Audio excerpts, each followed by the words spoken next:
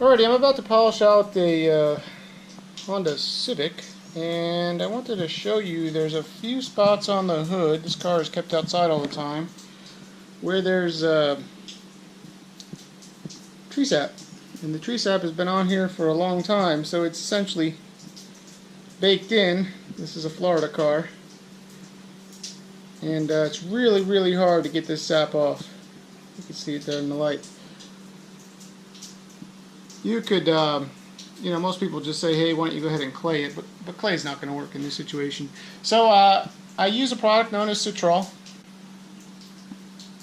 Dallas Paint Correction and Auto Detailing. If you haven't seen their YouTube channels, I highly recommend you do. Some of the things that he shows are pretty nice, and one of the products he recommends regularly is this product called Citrol. And the way I use it is I buy it by the gallon and I put it in a spray bottle, and then I soak these sap spots in it, and then I just simply wipe them off. They come right off. So what I use are these little cotton ovals. You can buy them at any store. Simply take the oval, lay it over the sap, saturate it. And the reason I'm doing this is because if I didn't put the oval there, then the product would just simply drip off the car. So again, saturate it, leave it for a few seconds, I don't know, maybe a minute. Alright, after you wait a minute or two, doesn't really matter. It's you want to get to the point where the tree sap is soft, so that you can wipe it off with your towel. So there's the little spot, and you can kind of feel it. It's still a little hard.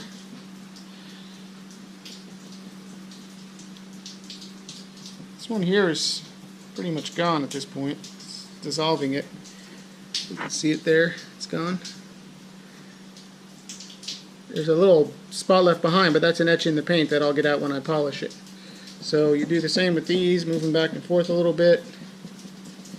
I was going to use a microfiber towel to do this, but it makes sense just to use the cotton swab. Same thing's happening. It's essentially disappearing at this point. That one's gone.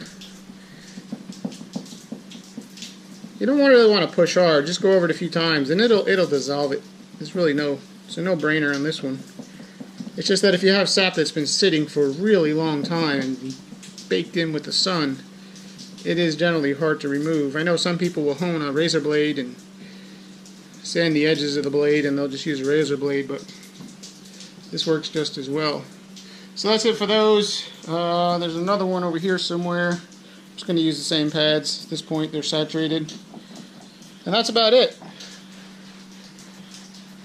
So, Citrol, some ovals, cotton ovals. You don't even need to use those if you don't want. You could just saturate a microfiber towel, place it on top.